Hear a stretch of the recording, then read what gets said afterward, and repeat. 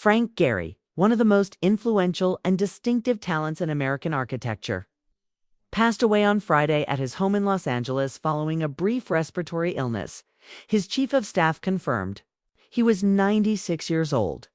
Gehry's death marks the end of an extraordinary chapter in modern architecture, the conclusion of a life devoted to challenging conventions, bending expectations, and redefining the way people interact with buildings.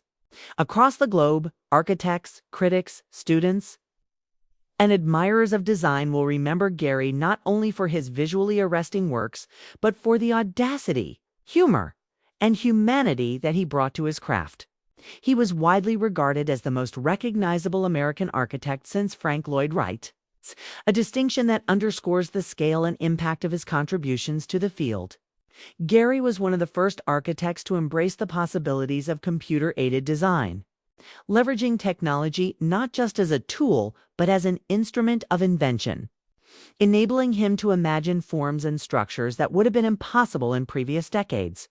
His style exuberant and unapologetically bold, married whimsy with structural innovation, creating spaces that defied expectation while remaining functional and profoundly human. Gehry's architecture was characterized by seemingly chaotic collisions of form that, upon closer inspection, revealed a meticulous and deeply considered order. The tension between freedom and discipline in his work became a defining feature of late 20th and early 21st century architecture. Among his most celebrated achievements was the Guggenheim Museum in Bilbao, a project that transformed both Gehry's career and the city itself. Completed in 1997, the museum sits along the Nervion River, its sinuous, titanium-clad curves gleaming in sunlight, and reflecting the city's industrial past while signaling a new era of urban renewal. The Guggenheim's arrival was not merely a cultural event. It was an architectural phenomenon. International acclaim followed immediately, and the museum's success gave rise to what critics coined the Bilbao effect, a term used to describe the transformative power of landmark architecture to revitalize decaying urban areas. Cities across the world, inspired by Bilbao, commissioned bold and innovative projects with the hope of stimulating tourism, investment, and civic pride. As Guardian critic Rowan Moore noted in 2019, the Guggenheim Museum became the icon of what would be called iconic architecture, encapsulating Gehry's capacity to create works that were not only visually striking, but deeply symbolic, touching the broader cultural and social fabric of their locations. The museum's titanium surface, twisting and folding like liquid metal, challenged traditional notions of architectural form while demonstrating the potential for buildings to become enduring symbols of their cities. Gehry's design philosophy encouraged observers to embrace imperfection, to see beauty in irregularity, and to recognize that architecture could be playful, provocative, and emotionally resonant. Gehry's genius, however, was not limited to the Guggenheim. His portfolio spanned continents, programs, and scales, demonstrating a versatility and inventiveness that few architects could rival. In Los Angeles, the Walt Disney Concert Hall, completed in 2003, became another defining example of his work. The hall, home to the Los Angeles Philharmonic, features sweeping stainless steel curves that echo the movement and fluidity of music itself, creating a visual metaphor for the sounds that resonate within. Similarly, the New World Center in Miami, a concert hall completed in 2011, extended Gehry's exploration of how architecture could engage the senses and interact with urban life, while the Fondation Louis Vuitton in Paris, an ethereal museum completed in 2014, showcased his ability to harmonize contemporary innovation with the historic and cultural context of one of Europe's most storied cities. Each of these projects, while unique, bore the unmistakable signature of Gehry's imagination, a commitment to pushing boundaries, a willingness to defy conventional wisdom, and a refusal to separate art from function.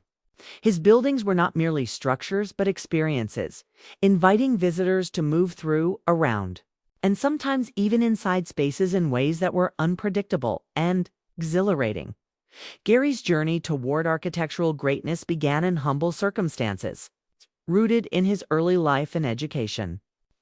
Born Frank Owen Goldberg on February 28, 1929. In Toronto, Canada, he grew up in a working-class Jewish family. His upbringing instilled in him resilience, creativity, and an awareness of the social dynamics of identity factors that would later shape his work and professional trajectory. Gehry's early interests were eclectic. He initially pursued ceramics at the University of Southern California after a brief stint in the U.S. Army. It was during his time at USC that he encountered the work of Rafael Soriano, a leading figure in post-war modernism in Southern California. And this introduction to the possibilities of architectural form prompted a shift from ceramics to architecture. Gehry's path was not straightforward. He was a relatively late bloomer in a profession often dominated by early prodigies. Yet his persistence and unconventional approach allowed him to carve out a singular niche. Early in his career, he made the decision to change his surname from Goldberg to Gehry, a choice he later attributed to a desire to navigate the subtle and sometimes overt anti-Semitism of the time.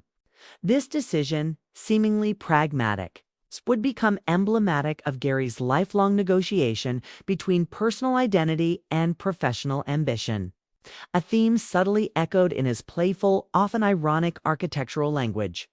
Over the decades, Gehry's work became a testament to the possibilities of experimentation and the courage to defy expectation. He challenged the orthodoxy of rigid geometric forms, embracing curves, angles, and asymmetry with a sense of both freedom and discipline. Critics, historians, and the public alike recognized in his buildings a rare combination of technical mastery, aesthetic daring, and emotional resonance. Gehry was not content to simply create structures. He sought to redefine the experience of space itself, to make architecture that resonated not only visually but viscerally, engaging the body and the mind in ways that were new and surprising. From the sweeping titanium folds of the Guggenheim Bilbao to the shimmering stainless steel of the Walt Disney Concert Hall, Gehry's buildings were always unmistakably alive. Each curve and plane a deliberate, expressive gesture.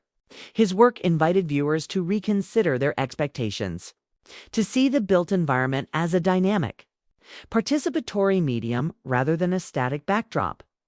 Even as his fame grew, Gehry remained deeply committed to innovation and exploration.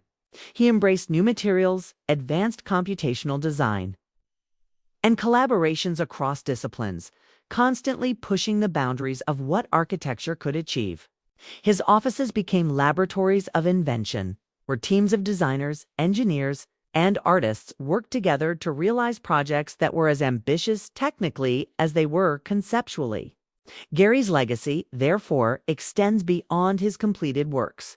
He transformed architectural practice itself, being inspiring generations of architects to think boldly, experiment rigorously, and refuse the constraints of conventional thinking. The impact of his vision is evident in the skylines of cities around the world, in the way contemporary architecture increasingly values sculptural form, expressive surfaces, and the interplay between technology and artistry.